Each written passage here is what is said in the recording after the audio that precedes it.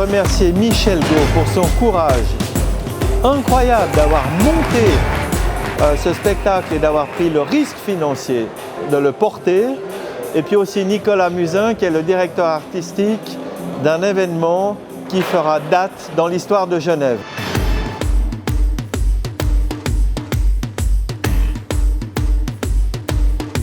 Donc l'idée est venue en fait fin 2010 lorsque j'étais sur les Champs-Élysées et j'ai vu un collectif qui s'est groupé en fait devant un commerce et ils ont posé un blaster. Il y a tout de suite un public large qui se groupe autour d'eux et au bout de 5 minutes de démonstration, il y a eu les CRS qui sont venus gentiment, ils leur ont dit que c'était pas possible et finalement tout le monde était déçu, les artistes et le public. Je me suis dit mais pourquoi ne pas prendre ces talents de la rue, énormes, fabuleux, et les mettre sur scène ou les mettre en scène.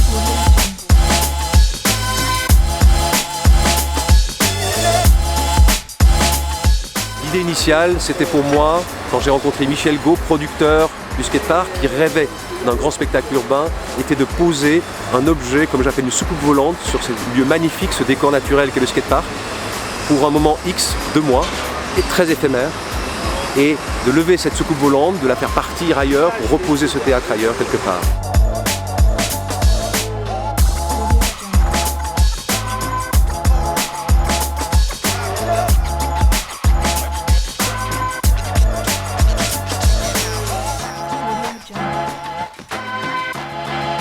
Nous sommes impliqués à développer une structure, qui plus est en matériaux bois, pour le mettre en avant également dans un milieu urbain, avec un cahier des charges très contraignant, à savoir une structure démontable et remontable à volonté, composée d'un matériau éco-bio, pas de travaux sur le domaine public, une structure épousant l'organisation de la plaine de Plainpalais, un montage maximal de 3 semaines et surtout une accessibilité en tout temps du bowl au grand public. C'est une construction en bois qui est effectivement constituée de fermes assemblées en forme de diamant, donnant compte évidemment de toute la contrainte assez difficile du site, mais c'est ce qui donne finalement cette forme magnifique. Et puis le bois est un matériau absolument génial. Outre le fait qu'il est évidemment très favorable pour le développement durable, c'est un matériau qui est très facilement mis en œuvre et qui permet des prouesses extraordinaires.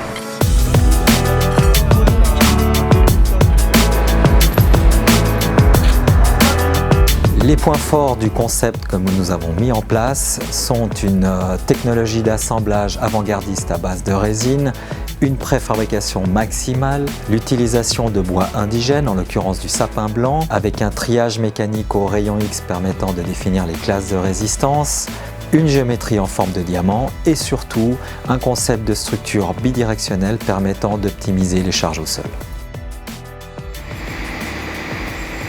Le bâtiment a une emprise au sol de plus de 1700 m², composé de 6 appuis principaux qui sont lestés par 540 tonnes de lest, qui sont composés de blocs en béton d'environ 2,5 tonnes pièce. D'un point de vue technique, il y a eu la nécessité de s'adapter au terrain mis à disposition par la ville, avec la possibilité de pouvoir mettre des fondations légères qui pouvaient être démontées par la suite.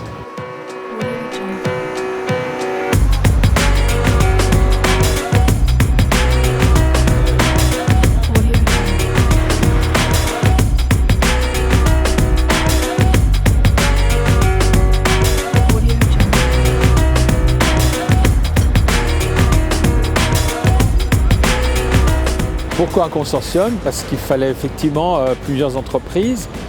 Et finalement, lorsque Michel Gault et Thomas Buchy sont venus me chercher, tout naturellement, j'ai pensé à 2 très bonnes entreprises de charpente de Genève, la maison d'Asta SA et la maison Casaï SA, avec l'aide néanmoins de l'entreprise Ducret, qui lui était le fournisseur de tous ces lamelés collés. Coordinateur de chantier qui suit souvent l'exécution, qui adore ferrailler sur les chantiers, ça a été formidable comme aventure. En amont, Thomas Buchy qui a fait la conception, l'ingénierie. Ensuite, on a eu une équipe de Ducret qui a assuré le dessin technique, la coordination, fabrication. Tout a été livré juste, sans erreur, donc fabuleux.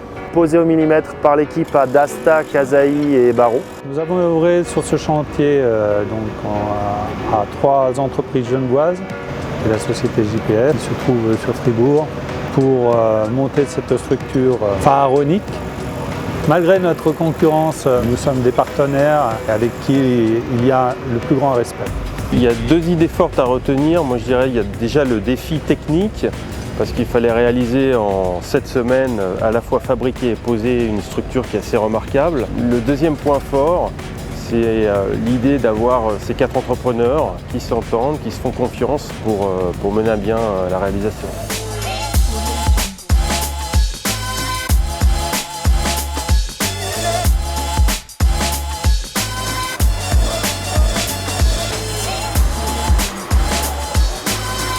Ce matin, c'est un grand jour. On lève la ferme principale du théâtre du skatepark, 60 mètres de portée, réalisée en bois régional, pour être plus précis vaudois, avec le célèbre assemblage par scellement de résine. Ça nous a tous les uns et les autres poussés dans nos derniers retranchements sur le plan technique et sur le plan calcul. On voit que maintenant c'est précis, ça a l'air de rentrer, je suis soulagé.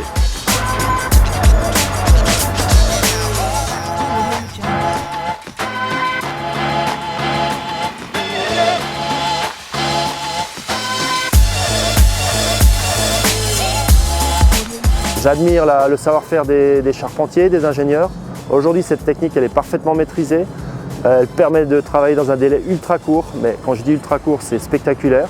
Une maîtrise de la qualité du bois, de la précision, du timing, de la géométrie qui est fabuleuse.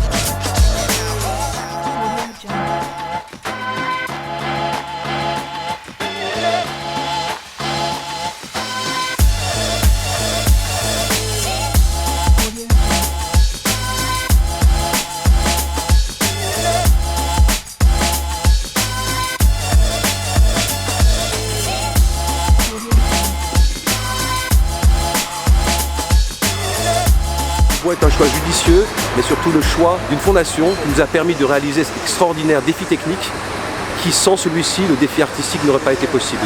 Parce que le bois, en tant que structure, devient aussi quelque part cette espèce de charpente très complexe, un grill technique, comme on a dans le spectacle, où on vient accrocher des projecteurs, des lumières et du son. On a tout en un.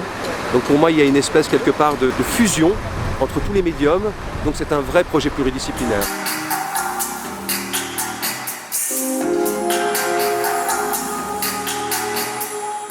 Donc le spectacle, ça a été une grande réussite. Nous avons joué 17 représentations, toujours pleines, le public ravi, standing ovation à chaque fois. Donc c'était vraiment quelque chose de bien, avec un public vraiment hétéroclite, de tout âge, toute catégorie sociale, et ça a été vraiment une formidable réussite. Une belle aventure qui se termine, on est en plein démontage. On n'a pas tout à fait 2 semaines pour démonter cette structure.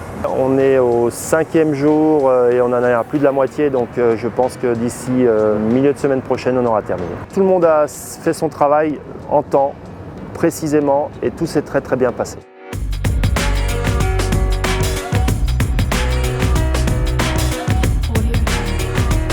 L'alliance entre cette belle structure moderne, les acteurs, les danseurs, les acrobates, les rollers, les skateurs, et une mise en scène extrêmement réussie de Nicolas Musin conduisent à une véritable réussite d'un ensemble entre une construction et un spectacle, et tout ça en milieu urbain.